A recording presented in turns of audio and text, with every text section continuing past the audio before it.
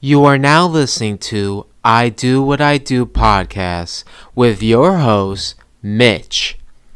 Episode 2, Indictment.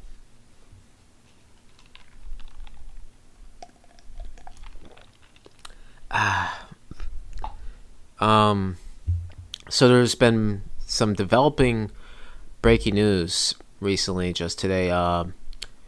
Donald Trump has been indicted for jaywalking.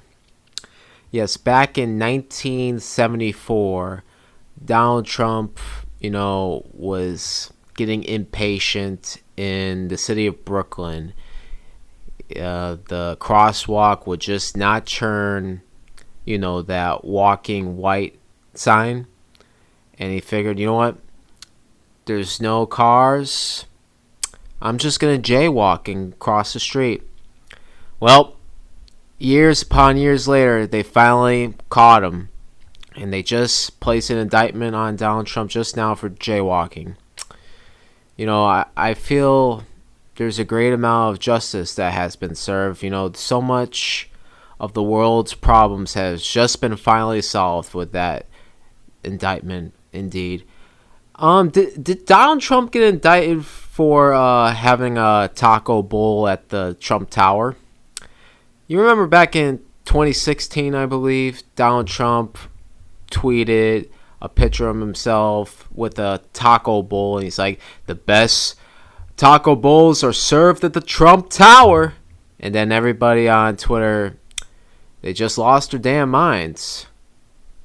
They were calling him racist, and just because he was having a taco bowl. I'm not going to get too deep or start like a political conversation about this, but I feel the need to say this.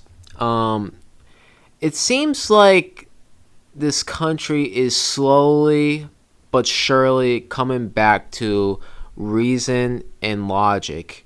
Because now we got people that are saying, you know what? I don't feel like harassing a common New Yorker is the number one priority or the number one problem going on in the country. I think we need to address crime, homelessness, inflation, the economy, maybe the fires out in Maui. Instead of just continually harassing this common New Yorker, I just don't think that's important, And I just feel like, one thing about this country that does irk me a little bit is people saying, well, it's going to get a lot worse. It's going to get a lot worse. It's going to get a lot worse. Well, fam, I'm going to have to say this. I don't believe that, because logic, reason is slowly but surely coming back. I mean, you got people that don't even like Donald Trump that are figuring, you know what? There's something wrong here. We shouldn't continue to have our top priority to harass this common New Yorker. We should actually be focusing on actual real issues and real problems in this country. So, without further ado, let's get on to it. I do what I do. Let's talk about films. Zoey 102. Oh, God.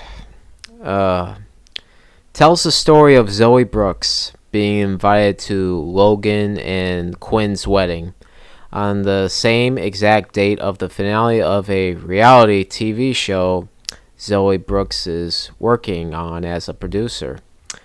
To avoid awkwardness around former friend/ex Chase Matthews as he's bringing his girlfriend to the wedding, Zoey will hire an actor to play her boyfriend so she doesn't feel like a total loser, because being single in your late 20s or 30s is truly an embarrassment. Witness a reunion around your favorite Zoey 101 cast members, experiencing a plot that was written by a teenage intern. Oh boy. I loved Zoey 101 as a kid. Me and my sister watched it a lot. I watched the finale with my ex/friend/next door neighbor, yada yada yada. So I am extremely familiar with this show. Zoey 102, or should I say Midlife Crisis, the movie, is honestly the most offensive piece of cinema reviving a beloved television show I've ever seen. Like, this film is just unbearable to sit through. The plot, I understand you get the assumption of what do you expect vibe, given this is based off a teenage drama comedy show. But come on, this is just baffling to sit through, especially the reality romance television show Zoey works on. As for whatever reason, we cut back to that countless times over rather than being focused on the characters people want to watch from the show. Like, every time it cuts back to the reality show, I just want to rip my eyes off my socket. It's horrible. The comedy material is atrocious. I didn't laugh a single time while watching this.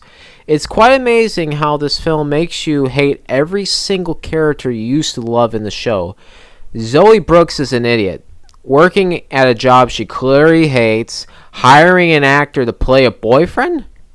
You're not a teenager anymore. You're 30 or whatever age you are. No one cares about if you're single at 30, because, you know, being single at 30 is actually the new cool now in the world for whatever reason. You know, by the end of the film, Zoey's character arc goes absolutely nowhere, as she's still the same idiot as she was in the beginning of the film. Michael is barely present as the film decides, hey, we all know you love this character in the show, but let's not give him any dialogue to work with, as let's have him instead make him lose his voice from singing karaoke?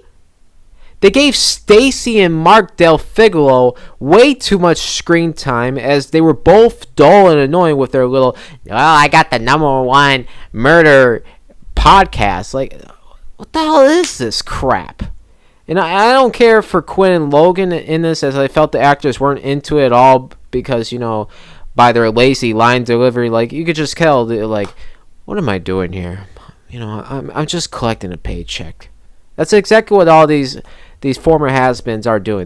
They're collecting a paycheck and doing nothing else. They're not passionate about this project at all. They just say, you know what, let's revive Zoey 101. Remember that? The thing that we did like 15 years ago? Let's revive it, guys. You know, we gotta get money somehow. Let's do it. Nothing in this film works. I kept looking at the time several times, hoping this would end so I can go to sleep. I give this film an F. It's honestly one of the worst films I've seen this year. If you're a fan of Zoey 101 like I am, please, for the love of God, don't watch this. It'll infuriate you. The only person we could blame for this film being completely garbage is Jamie Lynn Spears' kid, whom she had at 16, which forced Zoey 101 to be canceled. Look what you did to Zoey 101, you brat. Meg 2, The Trench. Oh my God, we got a film discussion. We're not talking about films. I gotta search the plot for this film. Hold on. Oh, here we are. Meg 2, The Trench, tells a quotation mark story about a research team encountering multiple threats while exploring the ocean, including a malevolent mining operation. I feel there's more to it than just that, but explaining this film will give me a panic attack. The first Meg was C- as the film was capitalizing off a popular trend known as the Megalodon shark. Meg 2, The Trench can easily be described as Jurassic World Dominion on steroids. This film just simply goes fully against Kirk from Tropic Thunder saying, I'm not going to repeat the saying, but the real ones know what I'm talking about. I feel like I could have left at any moment in this film while watching this in the theater, but for whatever reason, I was so intrigued on how dumb can this film possibly get, as it quite amazes me the levels of pure stupidity this film goes through. It's not even a dumb, fun bad or a guilty pleasure bad. It's just a what the hell am I watching bad, but somehow you can't look away. There's several moments of Jason Statham, which, by the way, I've recently found out Statham has not been in many good films in his career. For me, his noticeable good film from his career I immediately recognize from the top of my head is Cellular. Everything else, like, I get what kind of actor Statham is. He's just, he's an action, badass actor. But shouldn't he at least somewhat care about what kind of films he's working on? Expendables 4? Fast and Furious movies? Meg? What the heck, man? I like Statham, but why does he continue to be in these god-awful movies? Anyhow, there's moments of him epically riding a jet ski, which led him gliding above water to spear a shark. What? I give Meg 2 The Trench an F. Other than a couple unintentional funny moments, this is not worth seeing on how bad this is. Trust me, you're not missing much enjoyment at all. It's just really numb bad. That's all you feel while watching this. It's just you feel numb watching a piece of trash. Horrible. Now on to sports. We got a lot to talk about in sports today. Let's start with college hoops. College hoops news. There were talks of the Connecticut Huskies, my UConn Huskies, my 2023 college basketball champion Huskies, and the Gonzaga Bulldogs being discussed in a potential expansion in the Big 12 as talks didn't fall through as no expansion. Has college basketball learned their lesson about UConn leaving the Big East yet? UConn should never leave the Big East. The Big East is UConn. But as of now, why ever consider leaving the Big East? The Big East is stacked. It's not the Big East we used to cherish and love in the 2000s. However, competition is bringing the Big East back to the reign of fantastic competition we used to love, making them a superior conference in college basketball once again. But Gonzaga, I can understand given Gonzaga's conference doesn't have much competition other than the usual St. Mary's. However, Gonzaga would be better suited in the Mountain West if they were to leave for another conference. In terms of distance, it's still relatively close. Competition in the Mountain West is better than the West Coast Conference. You got some decent programs. I mean, San Diego State was in the championship game, for crying out loud. I feel the time for a move is now for Gonzaga, but I feel before they bring them to a superior basketball conference, we should at least see what they could do on a level up than putting them more levels up to another bigger conference. I think we need to start by the Mountain West first, and then we can consider, going to the Big 12 or some other big time college basketball conference. On to the NFL. Oh boy, we got a big time NFL discussion for you. We got lots to talk about. First up, starting QBs. Newbies in the starting QBs. Former Florida Gator quarterback Anthony Richardson just got the starting QB nod from the Colts after just one preseason game in which he went 7 for 12, 67 yards, and an interception. There was one beautiful pass he made in that game that was dropped by a wide receiver, so keep that in mind. For a quarterback that's only seen the field as a starting quarterback 13 games between the span of a couple of years in college, that is still a project. This feels concerning. Understandably, Colts are not what they used to be since Andrew Luck, abruptly retired, and Phillip Rivers retired as well. However, I don't think throwing Anthony Richardson to the Wolves this early gives him the best opportunity, especially in an impatient sports culture in America we currently live in today, where if you're not good within a year, you're automatically labeled a bust, which is a toxic and stupid culture. Majority of the great quarterbacks in the league and in history more than likely find success when they sit for a year or two. Tom Brady, Aaron Rodgers, Patrick Mahomes.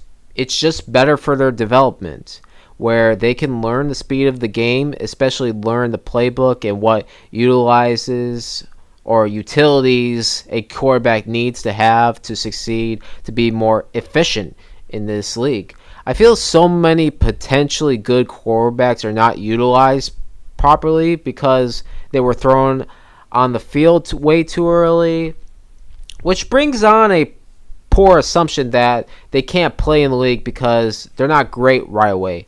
Which, if patience was dealt more with the development, is, surely we can find success these quarterbacks had when they played in college. I feel they should have let Gardner Minshew, my boy Minshew Magic, start in the beginning. Then about halfway or 10 or more games down the road, if the Colts weren't any good or the offense isn't producing, then you let Richardson see time on the field, as you can see what you have there, while the young man has learned a great deal sitting on the bench and observing.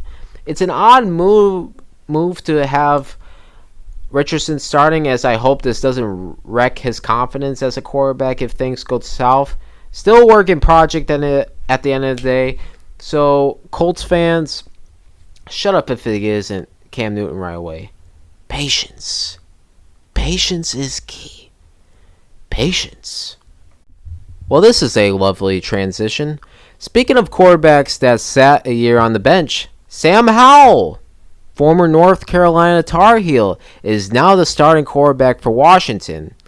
Howell only started one game, as it was the final game of Washington's season, as they were out of the playoffs during this time, as Howell recorded 2 total touchdowns, 1 interception, and a combined 204 yards. I feel this move feels justified. You let Howell ride the bench all season long. You have him, Brissett, and Fromm for the moment as in your quarterback depth chart. Why not start Sam Howell? We know what Brissett can do, as he's solidified as a backup quarterback and nothing more, which I feel he's completely fine with that. $3 million being a backup QB it's a nice gig to have. You can't go wrong with $3 million being on the bench. Come on. I don't expect Washington to make any noise this year, but as far as whom can secure more wins to whomever is starting, I feel Howell and Brissett are just about the same level regarding whom is your best shot at securing wins for your ball club. This is a perfect time to see what your 2-year QB can do. Howell has a fairly decent run game. You have Scary Terry, Dotson, and Samuel to throw to. We shall see, but this move feels justified, especially after this Monday Night Football preseason game he just played in. $188, 2 TDs. Very nice, very nice. I like this move. I liked it. Give him a go. I need to see if Commanders ended that streak. Let me look. There's like once. Oh, they ended the streak. Commanders finally ended the Baltimore Ravens 24 win preseason streak. That's nuts. 24 straight wins in preseason, and it just ended right there and there. Nice. The NFL regular season is just in a few weeks, believe it or not, as I feel it's time to reveal my favorite NFL preseason bets for the NFL regular season. It's time for Money Mitch Picks. Dun, dun, dun. We really need some theme music for these segments. Theme music in general. Alright, we start with Zay Flowers, Rookie of the Year at 20-1.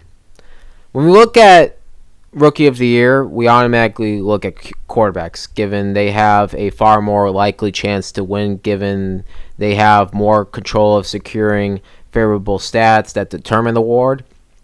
But in my opinion, this quarterback draft class is going for a slow start to start out the gate. Young is not going to do much given his poor offensive line. C.J. Stroud is not going to do much given the Texans didn't provide Stroud much to work with. Richardson, he's a project that is likely going to have rookie struggles. I feel your best odd as far as picking a Rookie of the Year is taking a wide receiver, as this is the hottest position in the offense right now, just behind the quarterback. As I feel Zay Flowers is the sleeper. Flowers has terrific speed, but also may be the best route runner in the draft class by far, and maybe striving his way to be, one of the top route runners in the league, as he could potentially be top 20 in route running when it's all said and done. Not as top 20 of all time, but top 20 like in the league. I understand Lamar doesn't typically throw much to wide receivers or secure a great deal of yardage, but I feel with the screen game and if he lets his arm fly out, we can easily see a 50-plus catch season followed by 5-plus touchdowns and 800-plus yards of receiving. I love Flowers, as I feel this is a sleeper pick no one is talking about with great odds. Going over to win the NFC East, I got the New York Giants plus 575. This pick feels ridiculous given the Philadelphia Eagles, but then again, you know what else is ridiculous? There has not been a repeat NFC East division champion since 2004. This is 19 straight years the NFC East has not had a repeated division winner. You bet your ass I am taking an underdog, and what other better underdog to take none other than an underdog that made the playoffs and won a playoff game last year. The ball has a good thing going with the Giants. I feel confident considering the high odds. Plus 575. Plus 575. Let it ride, baby. Danny Vick, bring us the glory. Super Bowl. I got the Ravens 20-1 to win the Super Bowl. Listen, man. The AFC is stacked, which makes it a considerable, it's wide open mentality. You just got to think outside the box other than the Chiefs, Bills, Bengals narrative. The Ravens have secured upgrades within the offense with Odell and Zay Flowers. But I feel like we're not talking about how their defense almost single-handedly won them a playoff game against the Bengals with a third-string quarterback. They literally almost won that game based alone on their defense, which is something to consider given defense is a great recipe for success as it takes off a lot of pressure from the offense. I get that Lamar Jackson, let's come to reality, he's not reliable. I get the injuries. I get the inconsistencies in the passing game regarding passing yards. However, Jackson now has more players to throw to other than Mark Andrews.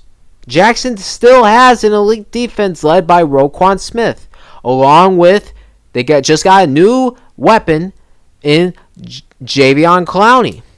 Jackson still has an elite kicker. If you can maintain a healthy Lamar Jackson and get him to be more aggressive in the passing game, I don't see why can't the Ravens show us something special to where they can be a title contender as well, especially given their defense. Their defense is great. All that defense needed was just a good quarterback. Tyler Huntley, let's be honest here. It wasn't Tyler Huntley's fault in that game. He did get carried away trying to jump within 2 yards, but he played all right. If he would have played good, the Ravens would have won that game against the Cincinnati Bengals. Don't sleep on the Ravens this year. Don't sleep, especially 20-1 odds. 21 odds. I'll take a Lamar Jackson with weapons and a defense at 20-1. Give it to me. And now, the grand finale. Oh, man. My lock of the year. The Buffalo Bills. Total win under 10.5 wins at plus 115. When I saw the Buffalo Bills being plus money for the under in wins total, my eyes felt they were deceived, because this is the season that this is more than likely going to happen. I mean, did we not just experience what happened to the Buffalo Bills closing out the NFL season last year? They almost lost to a team with a third-string rookie quarterback with the Dolphins that looked like he never had passed a day in his life. I had the Dolphins in a wild 4-to-flush parlay along with the Jacksonville Jaguars and Tampa Bay Buccaneers, which I did hedge. As by halftime, I was thinking to myself, am I really going to win more money in a double hedge with the Dolphins beating this team? Like the Bills, they looked absolutely bad in that game. Josh Allen was extremely lackadaisical with the ball that game, fumbling, throwing careless interception. Like, what the heck's wrong with Josh Allen? You saw it, like, glimpse of it, especially at the end of the season, where, like, does Josh Allen know that you need to make consistent, logical plays on a consistent level, and he just wasn't doing it. It was just very lackadaisical the end of the season. It was too many turnovers. He's careless with the ball. He just didn't look back. And then as it carried on to the next week, where they had to play the Cincinnati Bengals on their home turf in Buffalo in snowy conditions, Joe Burrow, he made Josh Allen like Joe Burrow was his rightful legal guardian that snowy game in Buffalo, where Joe Burrow dominated him as Allen did nothing on a mediocre Bengals defense. He did nothing against them. It was like, what the heck happened to Josh Allen? Buffalo Bills fans, they're always going to come up with their excuses. That's all this fan base is known for. Excuse making and being completely delusional. I get it. Von Miller, he went out. But teams are slowly figuring out how to play Josh Allen. He's too careless with the ball. He's too careless with the ball. 14 interceptions, 8 fumbles. Like, come on. You got to be better than that. I don't think his ceiling as a player is going to get any higher than what he already is. With competition rising, Stephon Diggs, there's been Stephon Diggs drama like every other month. It's coming into full terms as his true colors are starting to show. Aging stars like Von Miller, Poyer, Hyde. I feel this is the year the Buffalo Bills will decline, as a team once was a Super Bowl favorite a year ago, suddenly drifting to average. But don't take my word for it. Don't take my word for it. Take the word of a man that is not only a competent Buffalo Bills fan, but also a man that has a great football mind. None other than my own father. When a man has come from a year ago riding on the idea that the Buffalo Bills have a legitimate shot in going to the Super Bowl, which he never does that. He's like, I don't know about that. I don't know. He's not one of those fans like, oh, we're going to the Super Bowl every year. We're going to the playoffs. Last year he felt extremely confident, like, yeah, we're going to go to the Super Bowl this year. But now, not being so optimistic about the team, as, my dad worries that, because of the AFC competition, but more so worries on the offensive line. The under, hearing all that, the under looks terrific. I'm not a son who thinks my father is right all the time, or has the same views as my father, or even is a fan of his favorite team. But one thing I can confidently say is there is literally not a more intelligent man when it comes to the game of football that I know than my dad. As he could have been an excellent football scout for sure. He sees things nobody can see. He even calls things like the announcer says like just right after. He just got a great intelligent man. And that's why, I see, because of his perspective, I see the Buffalo Bills only becoming a 9-8 team at best. There is no way this team is winning 11 games this year. Lock of the year, take it to the bank. Let's make some money. Buffalo Bills total wins under 10.5. Let's go. All right, man. We're at the end of the show. I guess we'll have to give some props up. This past Saturday, I was in the mood for a patty melt, and the best patty melt I ever had was at a breakfast / lunch place near the Amalie Arena, where the Tampa Bay Lightning played. There was this one place out there, this breakfast lunch place, where I had a patty melt. This was the second time I had a patty melt. It was like the best patty melt I ever had. Well, recently this past Saturday, I had the second best patty melt I ever had, and that was Mel's Diner over at Fort Myers, Florida. Unbelievable. It was such a great patty melt. I was so happy. I was like, yes, finally I get to relive the greatness of a patty melt that I once had over at this breakfast lunch place near the Amalie Arena. Mel's Diner, if you get a chance, please have their patty melt. It is to die for. Juicy, tasty, spectacular. Great. 8 out of 10. 8 out of 10. And that caps off of I Do What I Do. So you already know what I'm going to do. I will catch you sometime this week on another episode of I Do What I Do. See ya, man. See ya.